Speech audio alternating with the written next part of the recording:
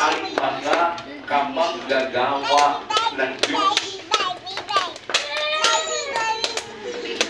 Pagka kamanggagawa ka ng Diyos, may pagpapagal kang gagawin, kapatid na Rodel. Hindi naman tayo makakatunganga ng Diyos. Ano ba yung kamanggagawa? Pagka kamanggagawa, may gagawin. Tsaka naman nakakita, ay kami kahit kamanggagawa kami.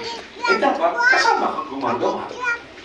Kung ikaw yung hindi ka kasamang gumagawa, paano kang naging kamanggagawa? Baka ikaw ay katunganga.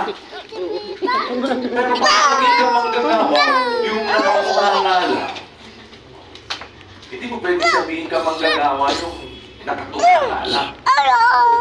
Kita kabay ka, taga-Batangas ko eh.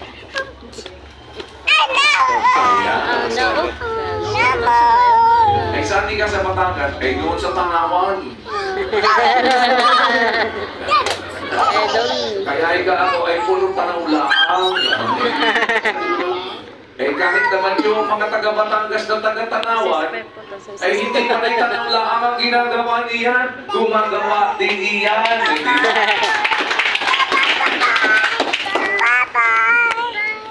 Ano ibig sabihin? Ang kamanggagawa kasamang gumagawa, mga kapatid.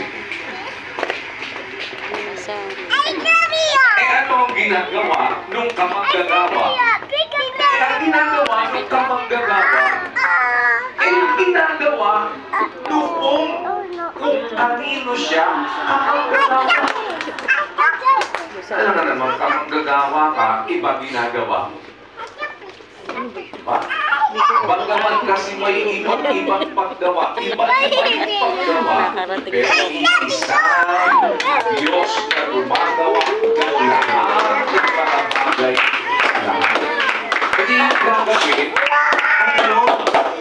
yung gawain na ginagawa ng Diyos, kung saan tayo'y kamanggagawa ng Diyos, kung ano yung gawain na ginagawa ng Diyos, kung saan tayo ay kamanggagawa, dapat nakalinya tayo doon sa paggawa. Ano ba ang isang nakapanood dyan sa tinutukoy na yan, kapatid na Rodel?